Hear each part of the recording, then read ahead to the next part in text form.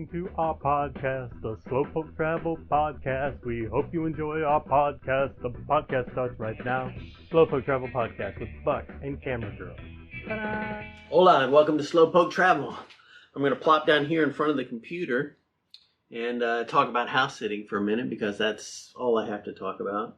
Generally, do I talk about house sitting too much? If you're interested in house sitting, I'll have links down below to some articles that Camera Girl has written over on our website over at slowpoketravel.com. We've also got a Patreon down there, and we've got links to anything of interest. So if you like our videos and you want to give us some support with a thumbs up and a share and a whatnot down below, check it out. But for right now, for this podcast episode, I'm going to talk about house sitting because that's kind of what I've been talking about in general, because that's sort of all we've been doing this year.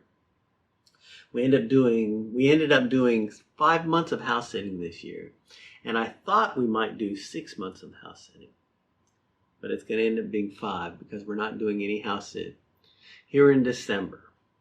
It's Christmas week right now, and so I'll upload this on the weekend. So Merry Christmas, and I hope everybody's having a fantastic holiday and barreling towards a wonderful year and the start of a wonderful new year. It's been a really good year for us because all years are good for us, and all years are good for you too, because it's all about how you look at it. I mean, it doesn't matter what kind of year you've had. It doesn't matter. Some years things work out great. Some years, they don't go according to plan. But when you get to the end of the year, you just have to be thankful and positive. Ding! The power of positive thinking. So my glass is always half full. Which makes me think of a cartoon I saw one time. And I may have mentioned this cartoon because it's my favorite. I don't have a great memory for jokes and cartoons. I'm not very good at repeating stuff, but I remember this one because it is so spot on, and it always makes me think of my mother. But there's 3 guys sitting at a bar, and they've each got they're sitting probably not at a bar because it's not alcohol. My God, I'm terrible at telling stories. Okay, so here's the cartoon. There's 3 guys sitting at a bar with glasses in front of them. And the first guy picks up his glass and goes, "Oh, my glass is half full." And the guy in the middle picks up his glass and he says, "My glass is half empty." And then the last guy picks up his glass and he says, "Is this piss?" And that sticks in my head because, I don't know, my mother is kind of a negative Nelly. Although she's a sweet lady, but she kind of looks on the dark side. And I sort of tend to do that myself. No, I don't think that's true. I look on the bright side. But I do have a healthy sense of reality. Maybe not reality, but I'm aware of how things can go awry. And I like to have lots of contingency plans. And I like to be prepared for the best, but prepare for the worst. I don't know how the saying goes. But Camera Girl is always on me about being negative because I like to have backup plans and I like to be prepared if things don't work out. It's not because I'm being negative. It's because I'm being realistic. Oh, maybe that's the word I was looking for. I don't try to be negative, but I try to be realistic. Yeah, I start babbling and it just doesn't stop. But what I was saying was we did 5 months of house sitting this year. We started off in New Orleans, and then we ended up doing one in North Florida, and then we ended up doing a few of them here in Central Florida and some repeat house sits. And so it all added up to 5 months, which is a pretty good chunk considering we didn't leave the Southeast. But, we wanted to be around family, and, it just kind of worked out. So we didn't get anywhere out of the state or out of the country, and I thought we would go somewhere. Our goal always is to try to be somewhere new for Christmas, but we're not going to make it this year because we had very narrow requirements for what we were looking for in a house sit. You know, I wanted to be somewhere warm. Basically, that was it. I wanted to be somewhere warm. And there was no place convenient that was warm this year. And the dates worked out right. So now that we're right here on the edge of the holiday, we've kind of given up. We're going to kind of not be booking a house sit, you know, over the next coming weeks because we've already made commitments with family and stuff for the holidays. But I'm looking here on trustedhousesitters.com at the house sits, and it's, you know, looking to the future. There's Kirkland, Washington house sit. These are longer term house sits. Amsterdam in the Netherlands, Berlin, Germany, another Germany, Seattle, Michigan, New York, another UK, New York, Canada, United Kingdom, North Carolina in the mountains, New Jersey. And then finally we get down here, there's Australia and Texas, which will be a little bit warmer. But all the house sits above that, all the house sits that are popping up are all cold, chilly places to be. And I'm just not interested in a cold place this winter. Montreal, Baltimore.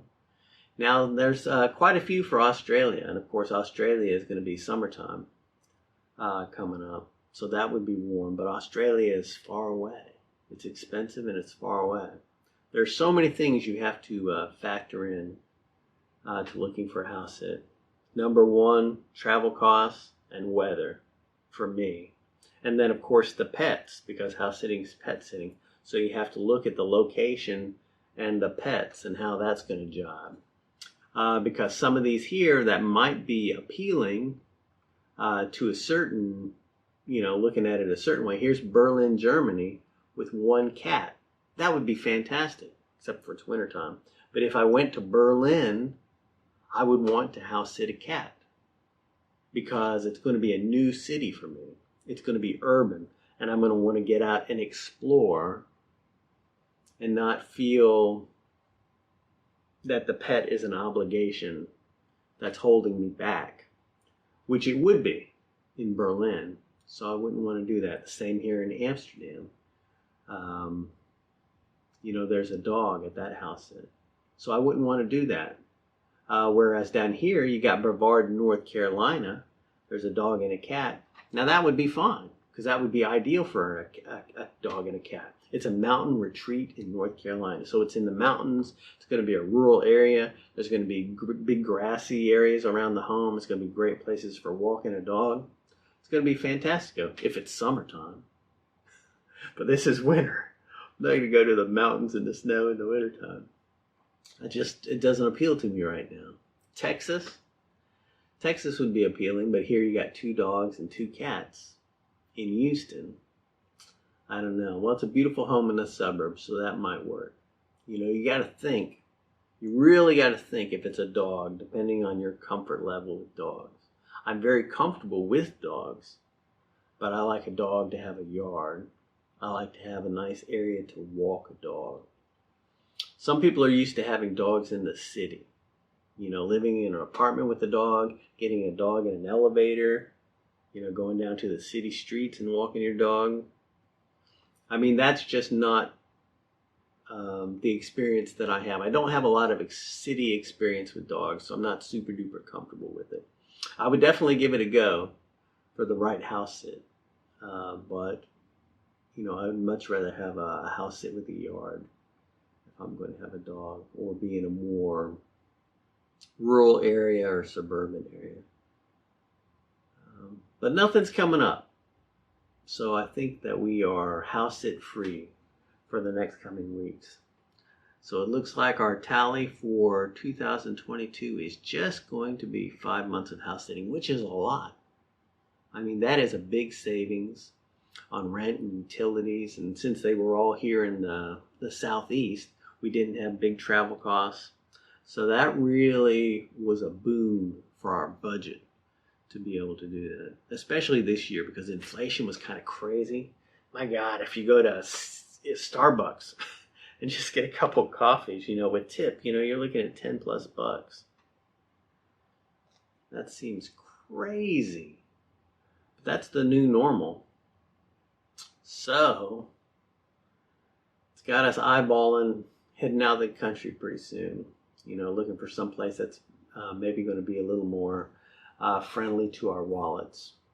Because we can travel maybe to a more affordable country, and we can do it without having to house sit.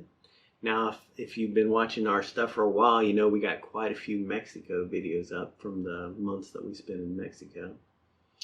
And man, I would love to go back to Mexico, but I'm so high on Mexico. I had such a great time in Mexico. I'm so chomping at the bit to go back to Mexico that I kind of don't want the next place we go to be Mexico, because I'm setting myself up for disappointment if we do that. Because is it going to be able to match my expectations now? Because we were having such a great time when we had to leave Mexico at the start of the pandemic. So I might be setting myself up for disappointment. It's like Dune, the movie Dune, the latest one. I was kind of excited to see it. And so naturally I was disappointed. Every movie I've ever been excited to see, everything I've ever been overly excited to do, you're kind of creating that expectation that is going to maybe thwart your joy over whatever it is. I don't know. And then sometimes it's just bad. Dune wasn't bad because my expectations were too high. That might have been part of it, but it was also too much. I actually liked Lynch's Dune better than this remake. I don't know what that's got to do with travel. But anyway, what this is me yammering away for a few minutes while Camera Girl and her mom are out shopping. Because it's tough to shoot a podcast thingamabobby-jig at my mother-in-law's house. Because I don't have good space, and I don't always have a big chunk of time. I tell you what, I'm rusty on my flexibility, which I need to work on, because the traveling lifestyle that Camera Girl and I have really depends on flexibility. So I got to become more flexible, not less flexible, as time goes by. But I'm sort of inflexible with the house sitting right now, so it's not working out for us. I'm a big fan of house sitting, but the more parameters you put around it, when you start zeroing in on a very specific location, when you start zeroing in on a very specific climate, when you start zeroing in on the very specific pet requirements, the more specific your needs become, the less likely it is that house sitting is going to work out for you. So, big proponent of house sitting. Check it out. Links down below if you want to check out anything about house sitting. Go to Trusted House Sitters. Check it out. Check out the options for prices and whatnot. I think we're going to end up paying. I think we got a payment due in February to re-up our Trusted House Sitters, and I think it might be up to $140 a year right now, which is still fantastic, because if we do just one day of house sitting, that pays for it. I mean, that's like a night in a nice hotel, and wherever we're house sitting is going to be a place that would cost more than $140 a night if you were doing it on an Airbnb. So it very easily pays for itself, and we get a whole heck of a lot more value out of it than $140. We just did we've done 3 months of house sitting on the coast of Florida at a really nice condo in a very walkable area next to the bay. And Camera Girl and I were trying to figure it out. And if it had been an Airbnb, I mean, it would have cost us $1,000 a week to stay there, maybe more. But it didn't cost us anything because it was a house sit and we were taking care of a cat. So even just doing that for 1 week would have made Trusted House Sitters a fantastic value. And we were lucky enough to be able to do it for months at a time because of our flexibility and our ability to make a living online and travel around, not having a home, not having possessions and regular fixed bills that we have to take care of. Because we are living out of our bags and have so much flexibility, we can really make house sitting work. But once we start to narrow those parameters, like I said, hasn't worked, haven't been able to book a house sit that we wanted this winter, although we could have. We almost applied for one in North Carolina. We almost applied for one in Washington, D.C. Where else? I think there was another one that we were seriously thinking about. Los Angeles. I think I sort of semi-pitched a house sit to Camera Girl in Los Angeles, but she wasn't really interested in it. And that would have been a long way to go, but I don't know, it would have been an interesting experience. But ultimately we decided that it wasn't going to be worth the travel cost there and back for maybe a house sit that we wouldn't be too excited about. But we'll see. But the point of this podcast really is just to say Merry Christmas and Happy New Year, because I'm sure not imparting any good house sitting or travel information. But that's going to be coming up, I think, because I think we will be traveling, even if we make the plans our own. You know, Camera Girl was talking about Portugal yesterday, because she was looking at some ticket prices and Airbnbs and doing some research on Portugal. But I mean, I think that's cold. So I don't know. I might have to try to figure out a way of pulling the rug out from under that idea and somehow do it in a way that makes it seem like it's her idea, so I don't lose credits. I don't know. Being in a relationship, it's a balancing act. It's a lot of fun, but you don't want to lose your balance. So I don't know. You know, I don't know if I even mentioned this a few months ago. I guess it's been a couple of months ago now. We booked a house sit in Medellin, Colombia. Not a house sit. We booked an Airbnb. We booked an Airbnb for, I think, January, February, and March in Medellin, Colombia. But I don't know. It didn't go through for whatever reason. The guy wasn't responding to his Airbnb bookings, because the Airbnb would become available, then somebody would book it, and then a few days later it wouldn't go through and it'd become available. Because I've been watching it. For some reason, people aren't able to book it. But we tried, just on the fly. One day we were just kind of frustrated. We hadn't made any plans. We weren't sure what we were going to do, so if you don't know what you're going to do, sometimes it's best not to think about it. Just do something and get the ball rolling. So we actually booked a 3-month Airbnb in Medellin, Colombia. And, you know, if it had gone through, then that's where we would be going. But it didn't go through, so that's not where we're going. So that plan didn't pan out. So now we're plan free again. But I think we're going to end up doing something like that. I think we're just going to not be able to make a decision. So we're just going to make one just to have it done. So we'll see what that ends up being. I'm excited to find out. But I will relate whatever that travel plan is in a future podcast, probably in the near future, because I don't know how much longer we're going to be able to just sit on our butts without a plan. But anywho, thanks for listening to me babble. I got I got some ideas for the coming new year. The thing is, the new year, of course, is a great opportunity to jumpstart plans and goals. And, you know, like everybody else, I'm going to be, you know, jumping in my little New Year's wagon and starting off in a new direction, or a direction with more pep in my step. And we'll see how long the thrill of the new year how long that momentum will last. But I hope you all start your new year with great momentum.